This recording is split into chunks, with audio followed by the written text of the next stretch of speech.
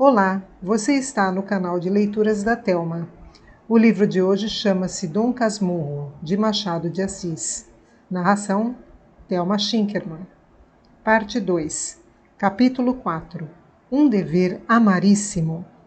José Dias amava os superlativos. Era um modo de dar feição monumental às ideias.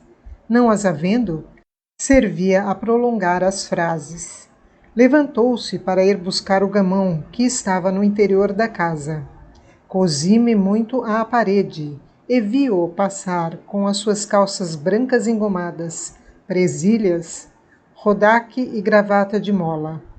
Foi dos últimos que usaram presilhas no Rio de Janeiro e talvez neste mundo. Trazia as calças curtas para que lhe ficassem bem esticadas. A gravata de cetim preto, com um arco de aço por dentro, imobilizava-lhe o pescoço. Era então moda. O rodaque de chita, veste caseira e leve, parecia nele uma casaca de cerimônia. Era magro, chupado, com um princípio de calva. Teria os seus 55 anos. Levantou-se com o passo vagaroso do costume, não aquele vagar arrastado dos preguiçosos, mas um vagar calculado e deduzido, um silogismo completo, a premissa antes da consequência, a consequência antes da conclusão. Um dever amaríssimo. Capítulo 5. O agregado. Nem sempre ia naquele passo vagaroso e rígido. Também se descompunha em acionados. Era muita vez rápido e lépido nos movimentos, tão natural nesta como naquela maneira. Outrossim, ria largo, se era preciso, de um grande riso sem vontade, mas comunicativo, a tal ponto as bochechas, os dentes, os olhos, toda a cara, toda a pessoa, todo o mundo pareciam rir nele. Nos lances graves, gravíssimo. Era nosso agregado desde muitos anos. Meu pai ainda estava na antiga fazenda de Itaguaí e eu acabava de nascer. Um dia apareceu ali vendendo-se por médico homeopata. Levava um manual e uma botica. Havia então um andaço de febres. José Dias curou o feitor e uma escrava, e não quis receber nenhuma remuneração.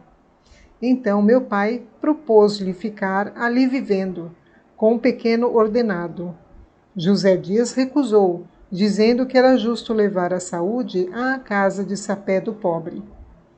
Quem lhe impede que vá a outras partes? Vá aonde quiser, mas fique morando conosco. Voltarei daqui a 3 meses. Voltou dali a 2 semanas, aceitou a casa e comida sem outro estipêndio, salvo o que quisessem dar por festas. Quando meu pai foi eleito deputado e veio para o Rio de Janeiro com a família, ele veio também e teve o seu quarto ao fundo da chácara. Um dia, reinando outra vez febres em Itaguaí, disse-lhe meu pai que fosse ver a nossa escravatura. José Dias deixou-se estar calado, suspirou e acabou confessando que não era médico.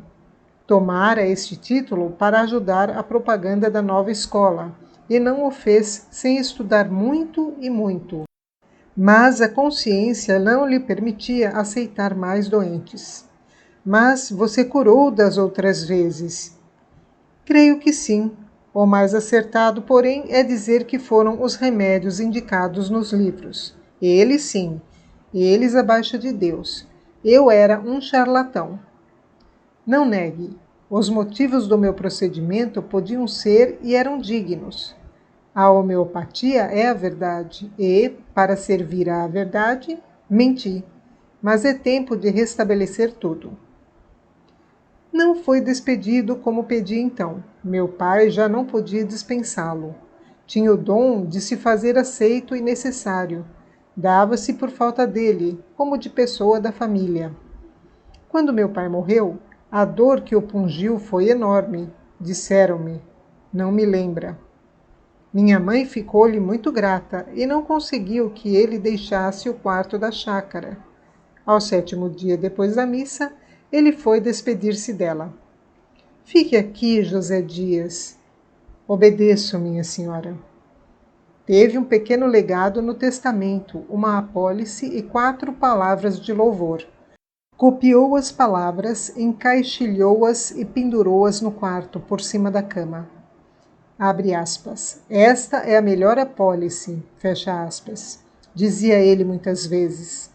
Com o tempo, adquiriu certa autoridade na família, certa audiência ao menos. Não abusava e sabia opinar obedecendo. Ao cabo, era amigo. Não direi ótimo, mas nem tudo é ótimo neste mundo. E não lhe suponhas alma subalterna.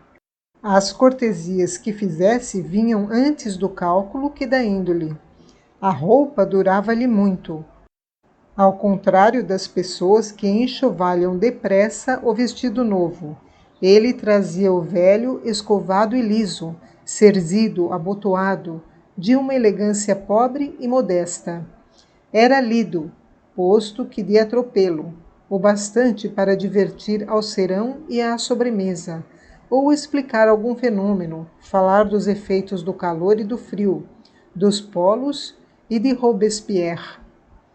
Contava muita vez uma viagem que fizera à Europa e confessava que, a não sermos nós, já teria voltado para lá.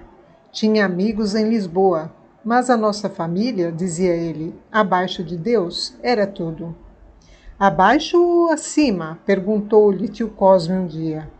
Abaixo, repetiu José Dias, cheio de veneração. E a minha mãe, que era religiosa, gostou de ver que ele punha Deus no devido lugar e sorriu aprovando. José Dias agradeceu de cabeça. Minha mãe dava-lhe de quando em quando alguns cobres. Tio Cosme, que era advogado, confiava-lhe a cópia de papéis de autos. Capítulo 6. Tio Cosme. Tio Cosme vivia com minha mãe desde que ela enviuvou. Já então era viúvo, como prima Justina. Era a casa dos 3 viúvos. A fortuna troca muita vez as mãos à natureza. Formado para as serenas funções do capitalismo, tio Cosme não enriquecia no foro. Ia comendo. Tinha o escritório na antiga Rua das Violas, perto do júri, que era no extinto Aljube. Trabalhava no crime. José Dias não perdia as defesas orais de tio Cosme. Era quem lhe vestia e despia a toga, com muitos cumprimentos no fim. Em casa, referia os debates. Tio Cosme, por mais modesto que quisesse ser, sorria de persuasão. Era gordo e pesado, tinha a respiração curta e os olhos dorminhocos. Uma das minhas recordações mais antigas era vê-lo montar todas as manhãs a besta que minha mãe lhe deu e que o levava ao escritório. O preto, que a tinha ido buscar à cocheira, segurava o freio, enquanto ele erguia o pé e pousava no estribo. A isto seguia-se 1 minuto de descanso ou reflexão. Depois dava um impulso, o primeiro. O corpo ameaçava subir, mas não subia. Segundo impulso, igual efeito. Enfim, após alguns instantes largos, tio Cosme enfeixava todas as forças físicas e morais, dava o último surto da terra, e desta vez caía em cima do selim. Raramente a besta deixava de mostrar por um gesto que acabava de receber o mundo. Tio Cosme acomodava as carnes e a besta partia a trote. Também não me esqueceu o que ele me fez uma tarde. Posto que nascido na roça, abre parênteses, donde vim com 2 anos, fecha parênteses, e apesar dos costumes do tempo, eu não sabia montar e tinha medo ao cavalo. Tio Cosme pegou em mim e escanchou-me em cima da besta. Quando me vi no alto, abre parênteses, tinha 9 anos, fecha parênteses, sozinho e desamparado, o chão lá embaixo, entrei a gritar desesperadamente: Mamãe, mamãe! Ela acudiu pálida e trêmula. Cuidou que me estivessem matando. Apeou-me, afagou-me enquanto o irmão perguntava: Mana Glória, Pois um tamanhão destes tem medo de besta mansa? Não está acostumado. Deve acostumar-se. Padre que seja, se for vigário na roça, é preciso que monte a cavalo. E aqui mesmo, ainda não sendo padre, se quiser florear como os outros rapazes e não souber, há de queixar-se de você, Mana Glória. Pois que se queixe, tenho medo. Medo? Ora, medo! A verdade é que eu só vim a aprender equitação mais tarde, menos por gosto que por vergonha de dizer que não sabia montar. Agora é que ele vai namorar deveras, disseram quando eu comecei as lições. Não se diria o mesmo de tio Cosme. Nele era velho costume e necessidade. Já não dava para namoros. Contam que, em rapaz, foi aceito de muitas damas, além de partidário exaltado.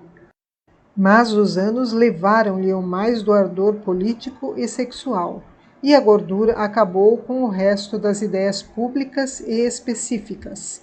Agora só cumpria as obrigações do ofício e sem amor. Nas horas de lazer, vivia olhando ou jogava. Uma ou outra vez dizia pilhérias. Capítulo 7. Dona Glória. Minha mãe era boa criatura.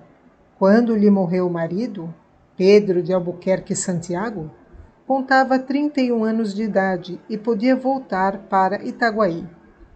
Não quis, preferiu ficar perto da igreja em que meu pai fora sepultado.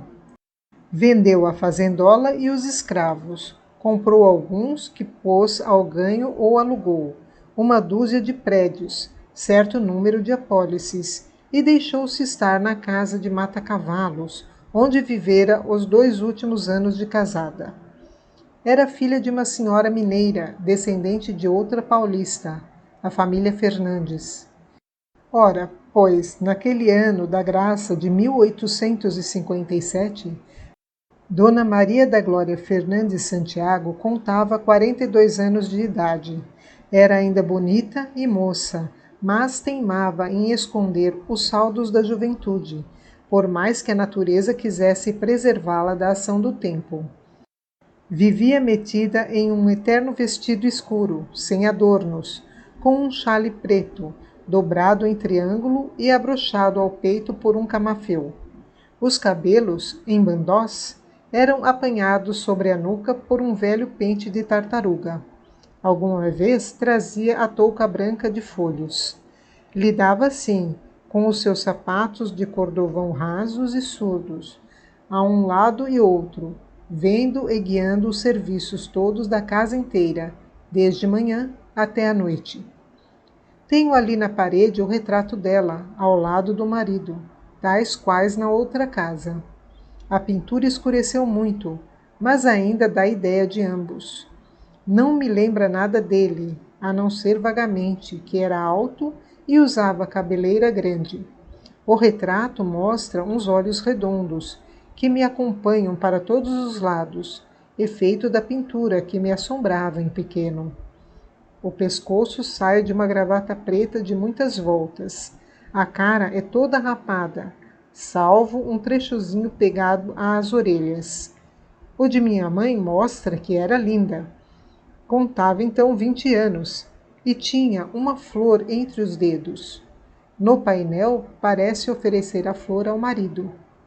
O que se lê na cara de ambos é que, se a felicidade conjugal pode ser comparada à sorte grande, eles atiraram no bilhete comprado da sociedade. Concluo que não se devem abolir as loterias. Nenhum premiado as acusou ainda de imorais, como ninguém taxou de má a bocheta de Pandora, por lhe ter ficado a esperança no fundo. Em alguma parte há de ela ficar. Aqui os tenho aos 2 bem casados de outrora, os bem-amados, os bem-aventurados, que se foram desta para a outra vida. Continuar um sonho, provavelmente. Quando a loteria e Pandora me aborrecem, ergo os olhos para eles e esqueço os bilhetes brancos e a bocheta fatídica. São retratos que valem por originais. O de minha mãe, estendendo a flor ao marido, parece dizer: sou toda sua, meu guapo cavalheiro. O de meu pai, olhando para a gente, faz este comentário: vejam como essa moça me quer. Se padeceram moléstias, não sei, como não sei se tiveram desgostos. Era criança e comecei por não ser nascido. Depois da morte dele, lembra-me que ela chorou muito, mas aqui estão os retratos de ambos, sem que o encardido do tempo lhes tirasse a primeira expressão. São como fotografias instantâneas da felicidade.